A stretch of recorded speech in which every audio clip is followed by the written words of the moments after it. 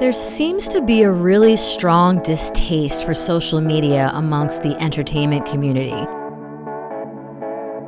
It's understandable that artists use social media to escape their workday just like everyone else, but they're failing to see that it is part of their portfolio now, along with their website and headshots, rehearsing, choreography. Their entire body of work that's included in their portfolio is also their social media numbers, their followers, the content that's created there. Content creation and being a good production partner is now part of the job.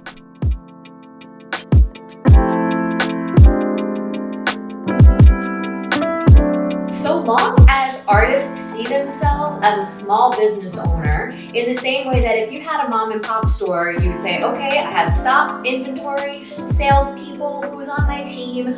Your art is the same exact thing.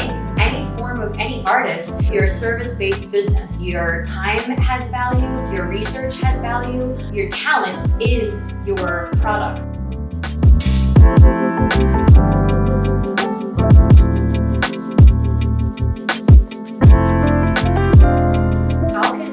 Invest in you and buy your services. So a lot of talent shies away from social media, saying that it's just for pleasure, just to kind of kill time, that that's something they do in their free time, and they don't see the necessity of it for their career.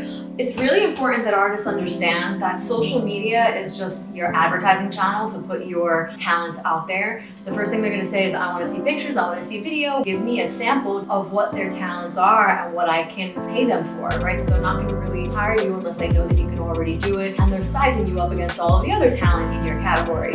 That's the beginning of the conversation. What are they about? How many followers do they have? What's their vertical? What's the space that they're in? If there's two people up for the same exact job, they're going to hire the person with the higher following. So without video and picture and representation of what you can do, there's not really a way for us to sell you to the other side of the table.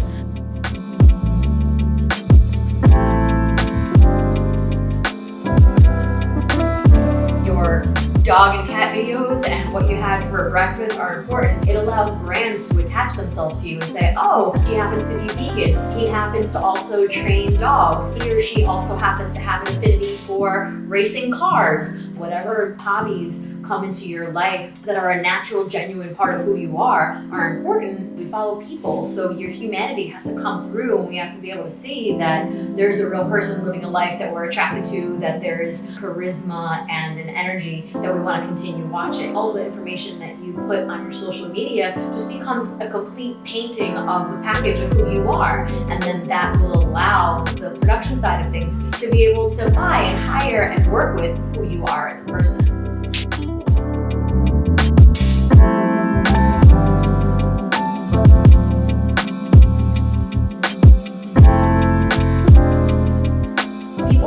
Perceiving it as a part of their career and a necessary part of their portfolio, but social media is such a big part of it. The person with the higher following is more of a professional and has invested more into their career.